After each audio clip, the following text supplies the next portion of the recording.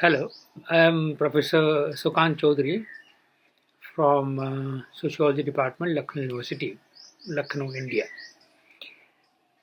Now we'll discuss the contribution of Louis Dumont, Louis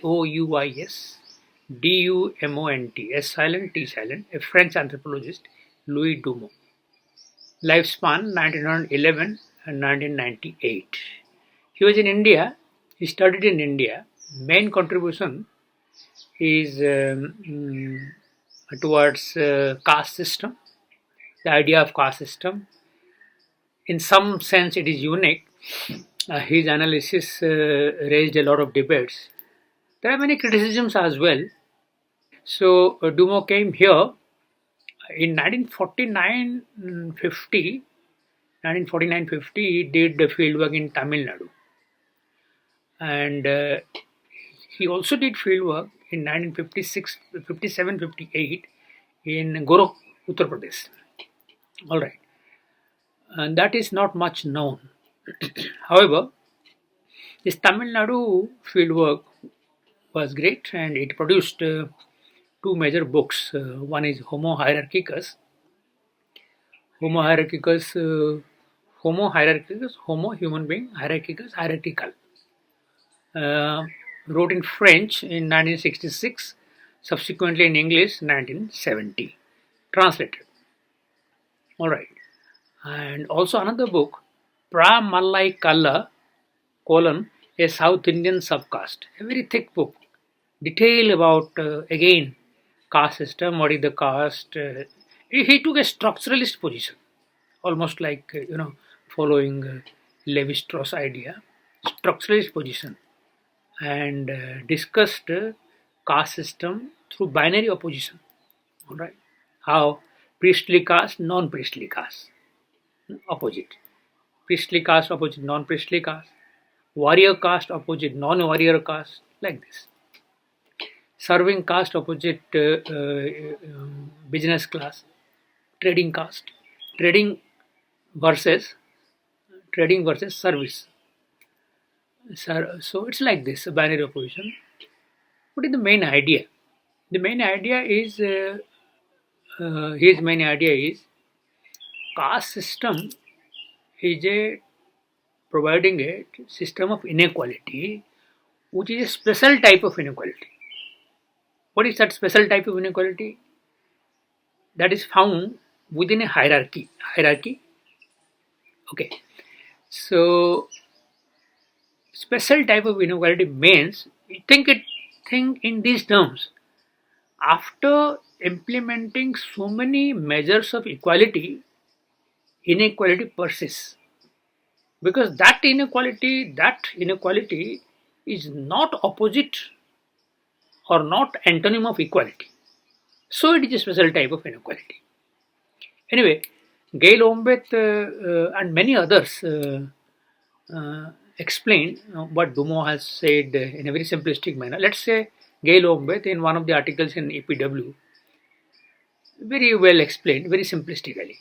What is that? A few points, 4 5 points. One, in India at local level, castes are ranked, forming a hierarchy. Local level, castes are ranked, forming a hierarchy. Number one. Alright. Number two, hierarchy is like a ladder. Hierarchy is like a ladder in command, in which lower rungs are uh, encompassed in the higher ones in a regular succession. All right. So lower castes are found in the lower strata, higher castes are found in the higher strata. All right. Accordingly, power, authority, and prestige are distributed according to the hierarchy. All right. A higher caste persons will become polluted. Traditionally, a higher caste person will become polluted or made impure by a lower caste person if the higher caste takes food or water from the lower or has some intimate physical relation, including sex and marriage, with him or her, with the lower caste. Okay. So persons of higher caste keep a distance from lower caste traditionally. Alright. Thus, customary rules of purity and impurity form the boundary within the caste. Alright. There is a difference of degree of purity and impurity. And the Brahmin is at the apex of this hierarchy, and the Kshatriya is at the second, and rest all observe impurity. Rest all observe impurity. So obviously in the villages, the Brahmin is at the apex, but he respects the ruling caste, and the politico-economic phenomena is subordinate to religious phenomena. Religious phenomena is higher. Religious phenomena encompasses the politico-economic phenomena according to the Hindu text, because he has read the text. So his idea, his approach is known as Indological approach. You understand Indology? Indology means that which has come from text. Indian society, as described, analyzed, discussed in the text. Text like Mahabharata, Ramayana, Veda, Upanishad, any Puran, any Upanishad, Veda, is all about Hindu society. So that is one-sided. Of course, these days the critics say this. But we are talking about caste system. It is found among the Hindus. Then under their influence, it is also found among the Muslims, also among the Christians. That is a different thing. All right. He has, so here we have discussed only three things. Local level, they are ranked, hierarchy, power, prestige and authority. Religious phenomena is important, and political economic phenomena is subordinate to religious phenomena. Then purity and impurity. Okay, purity and impurity there are found due to gradation in pollution, social pollution. All right, what is impurity? What is pollution? There are two types of pollution: permanent pollution and temporary pollution.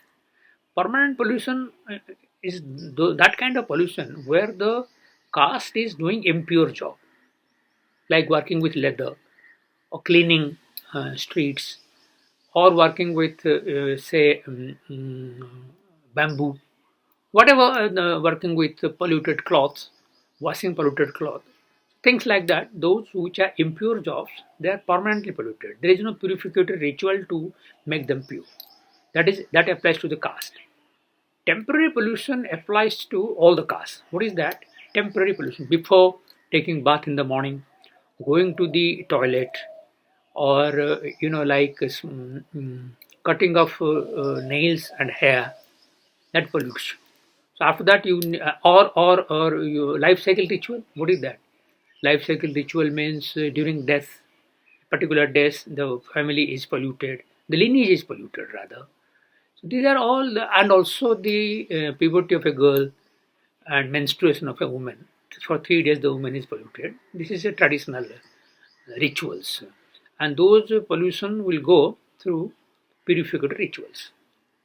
All right. For temporary pollution applies to all the castes, and higher castes particularly, they followed it very strictly. Huh?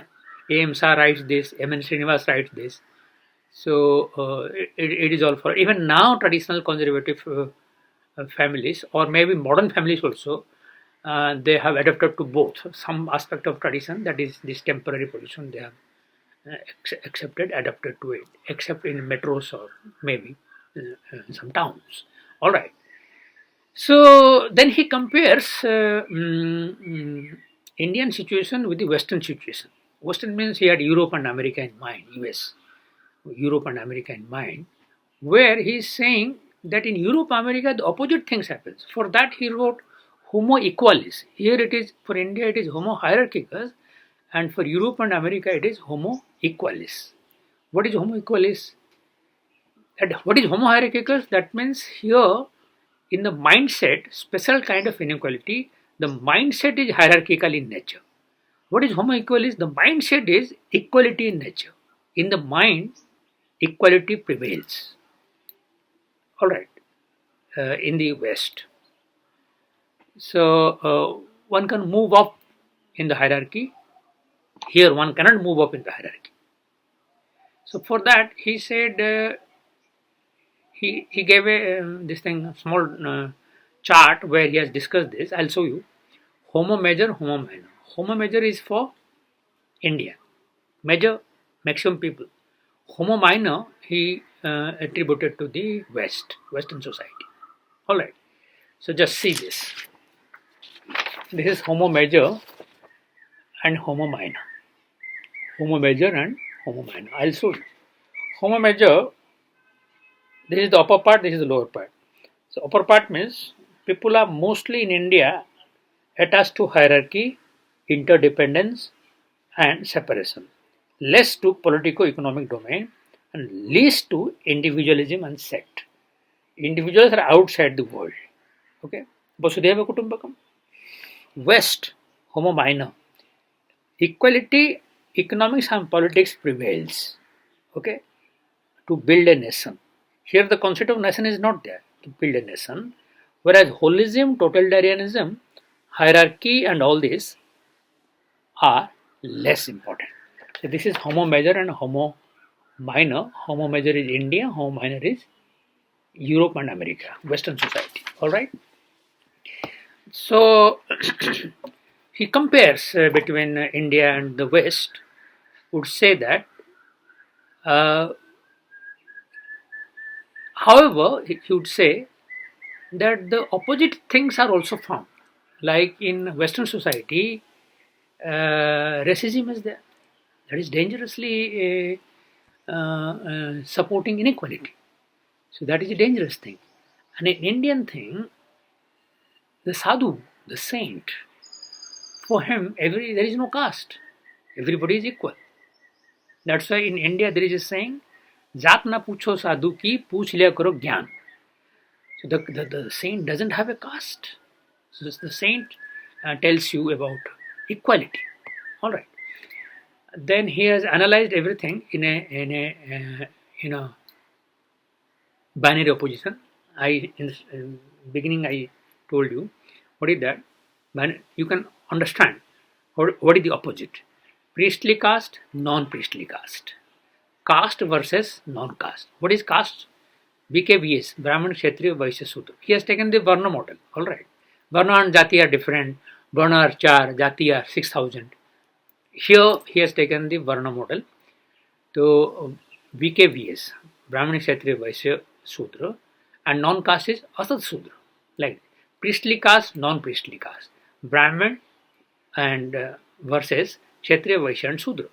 Warrior caste, non-warrior caste. Kshatriya versus Brahman, Vaishya and Sudra. Like this. Trading caste, serving caste. Trading is Vaishya, serving is Sudra. Like this. Binary opposition. So in this manner, Dumont has explained in such a manner which is very special, unique in nature. He started a journal which is a premier journal in India and also at the international level for sociology and social anthropology. Along with Dumont, Pocock, he started a journal called Contributions to Indian Sociology in 1957, which continued up to 1966. Then he stopped it. Then he said he will not publish it. After that, Professor T.N. Madan, the new series, started his new series in 1972. Continued for 25 years editing it.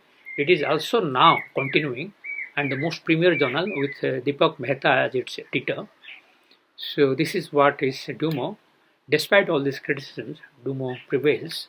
And these just due to globalization, modernization, caste system has changed. But however, hierarchical setup is still there.